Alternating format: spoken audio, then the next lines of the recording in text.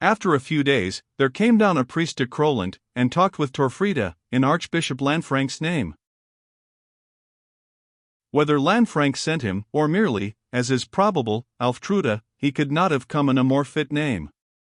Torfrida knew, with all the world, how Lanfranc had arranged William the Norman's uncanonical marriage with the Pope, by help of Archdeacon Hildebrand, afterwards Pope himself, and had changed his mind deftly to William's side when he saw that William might be useful to Holy Church, and could enslave, if duly managed, not only the nation of England to himself, but the clergy of England to Rome. All this Torfrida, and the world, knew. And therefore she answered, "Lanfranc? I can hardly credit you, for I hear that he is a good man, though hard. But he has settled the Queen's marriage suit, so he may very well settle mine." After which they talked together, and she answered him, the priest said, so wisely and well, that he never had met with a woman of so clear a brain, or of so stout a heart. At last, being puzzled to get that which he wanted, he touched on the matter of her marriage with Hereward. She wished it, he said, dissolved. She wished herself to enter religion. Archbishop Lanfranc would be most happy to sanction so holy a desire, but there were objections. She was a married woman, and her husband had not given his consent. Let him give it, then. There were still objections. He had nothing to bring against her, which could justify the dissolution of the holy bond, unless I bring some myself? There have been rumors, I say not how true, of magic and sorcery. Torfrida leaped up from her seat, and laughed such a laugh, that the priest said in after years, it rung through his head as if it had arisen out of the pit of the lost. So that is what you want, churchman? Then you shall have it. Bring me pen and ink. I need not to confess to you. You shall read my confession when it is done. I am a better scribe, mind you, than any clerk between here and Paris.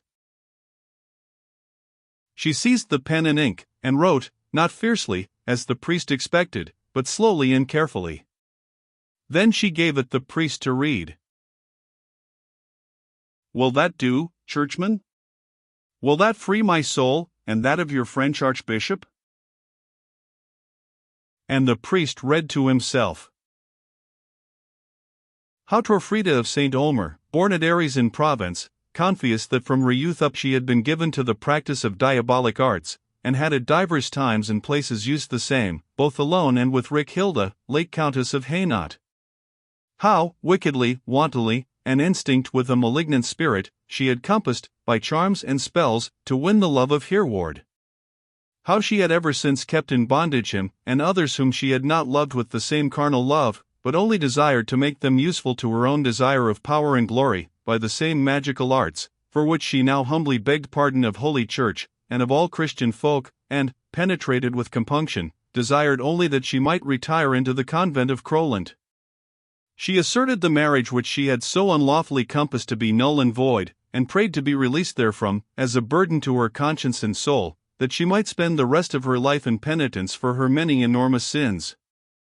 She submitted herself to the judgment of Holy Church, only begging that this her free confession might be counted in her favor and that she might not be put to death, as she deserved, nor sent into perpetual imprisonment, because her mother-in-law according to the flesh, the Countess Godiva, being old and infirm, had daily need of her, and she wished to serve her menially as long as she lived.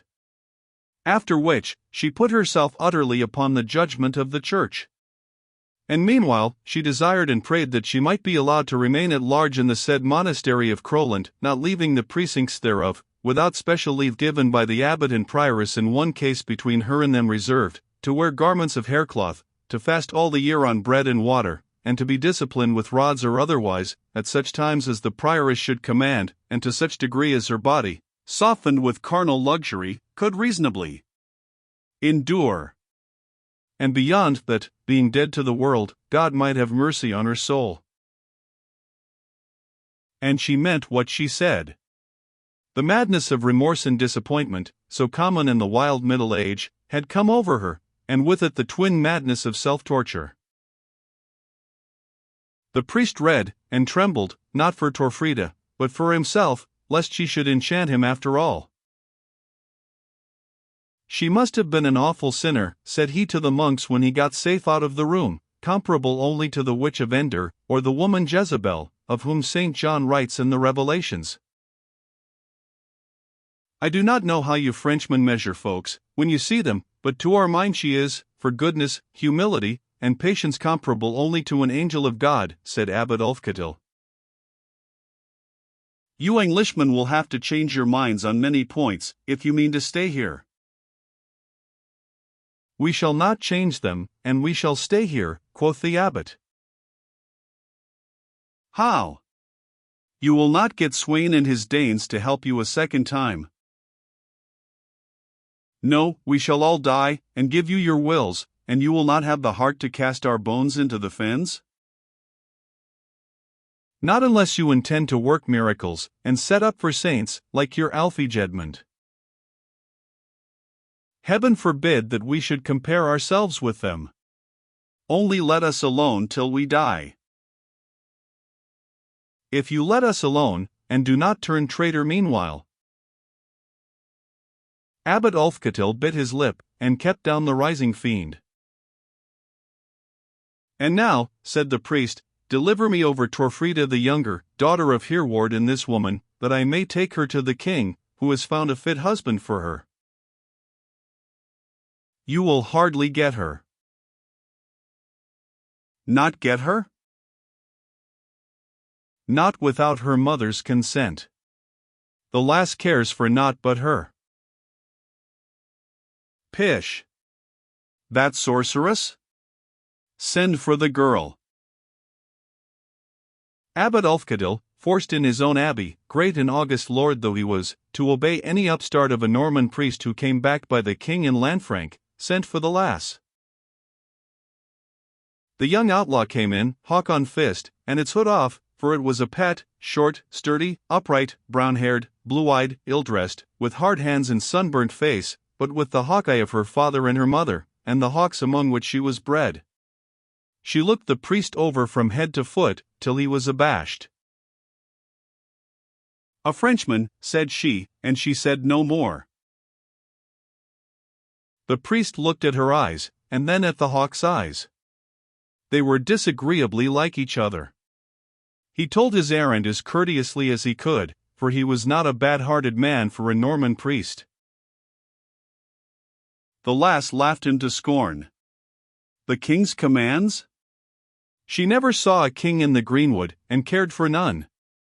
There was no king in England now, since Sweyn Ulfson sailed back to Denmark.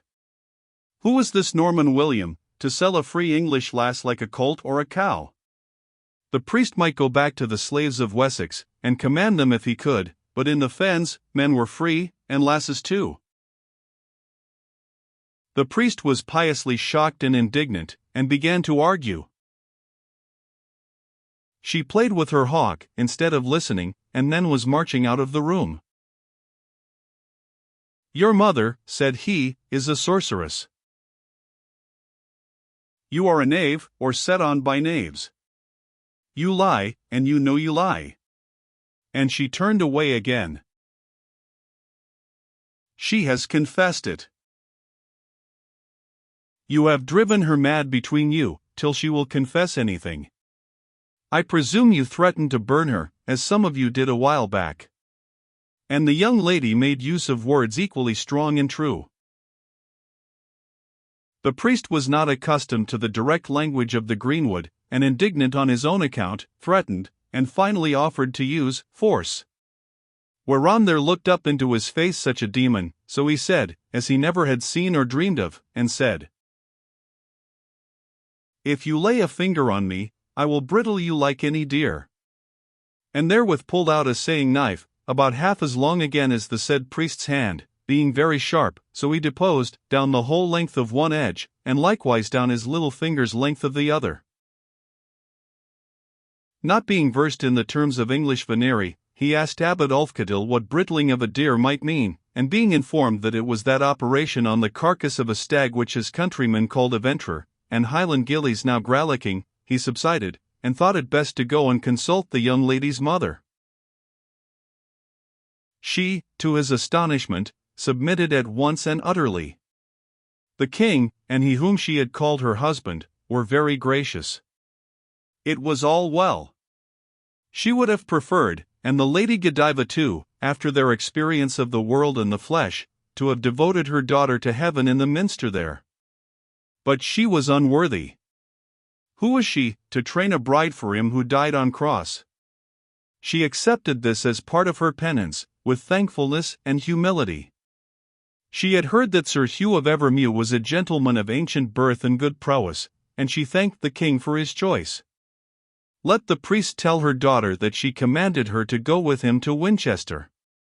She did not wish to see her.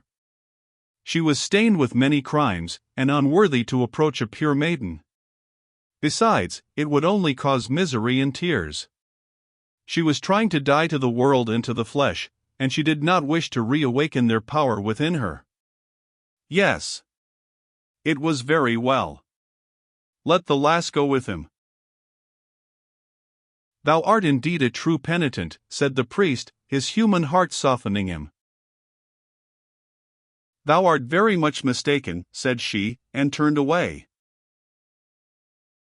The girl, when she heard her mother's command, wept, shrieked, and went. At least she was going to her father. And from wholesome fear of that same saying knife, the priest left her in peace all the way to Winchester.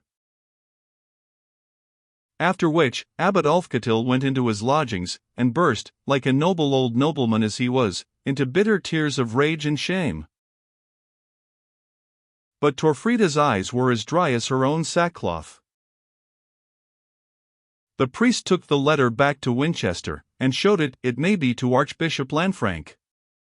But what he said, this chronicler would not dare to say. For he was a very wise man, and a very stanch and strong pillar of the Holy Roman Church. Meanwhile, he was man enough not to require that anything should be added to Torfrida's penance, and that was enough to prove him a man in those days, at least for a churchman, as it proved Archbishop or St. Aelred to be, a few years after, in the case of the nun of Wotton, to be read in Gale's Scriptores Anglicanae. Then he showed the letter to Alftruda. And she laughed one of her laughs, and said, I have her at last. Then, as it befell, he was forced to shew the letter to Queen Matilda, and she wept over it human tears, such as she, the noble heart, had been forced to keep many a time before, and said, the poor soul, you, Alftruda, woman. Does Hereward know of this? No, madam, said Alftruda, not adding that she had taken good care that he should not know. It is the best thing which I have heard of him. I should tell him, were it not that I must not meddle with my lord's plans. God grant him a good delivery, as they say of the poor souls in jail. Well, madam, you have your will at last. God give you grace thereof, for you have not given him much chance as yet. Your Majesty will honor us by coming to the wedding, asked Alftruda, utterly unabashed. Matilda the Good looked at her with a face of such calm, childlike astonishment, that Alftruda dropped her fairy neck at last, and slunk out of the presence like a beaten cur. William went to the wedding, and swore horrible oaths that they were the handsomest pair he had ever seen. And so Hereward married Alftruda. How Holy Church settled the matter is not said. But that Hereward married Alftruda, under these very circumstances, may be considered a historic fact, being vouched for by Gaimar, and by the Peterborough chronicler. And doubtless Holy Church contrived that it should happen without sin, if it conduced to her own interest. And little Torfrida then, it seems, some 16 years of age, was married to Hugh of Evermew. She wept and struggled as she was dragged into the church. But I do not want to be married. I want to go back to my mother. The diabolic instinct may have descended to her, said the priests, and attracts her to the sorceress. We had best sprinkle her with holy water. So they sprinkled her with holy water, and used exorcisms. Indeed, the case being an important one, the personages of rank, they brought out from their treasures the apron of a certain virgin saint, and put it round her neck, in hopes of driving out the hereditary fiend. "If I am led with a halter, I must needs go," said she, with one of her mother's own flashes of wit, and went. "But Lady Alftruda," whispered she, halfway up the church, "I never loved him. Behave yourself before the king, or I will whip you till the blood runs." And so she would, and no one would have wondered in those days. "I will murder you if you do. But I never even saw him." Little fool! And what are you going through, but what I went through before you? "You to say that," gnashed the girl, as another spark of her mother's came out. "And you gaining what?" "What I waited for 15 years, said Alftruda, coolly. "If you have courage and cunning, like me, to wait for 15 years, you too may have your will likewise." The pure child shuddered, and was married to Hugh of Evermew, who was not said to have kicked her, and was, according to them of Crowland, a good friend to their monastery, and therefore, doubtless, a good man. Once, says wicked report, he offered to strike her, as was the fashion in those chivalrous days. Whereon she turned upon him like a tigress, and bidding him remember that she was the daughter of Hereward and Torfrida, gave him such a beating that he, not wishing to draw sword upon her, surrendered at discretion, and they lived all their lives afterwards as happily as most other married people in those times.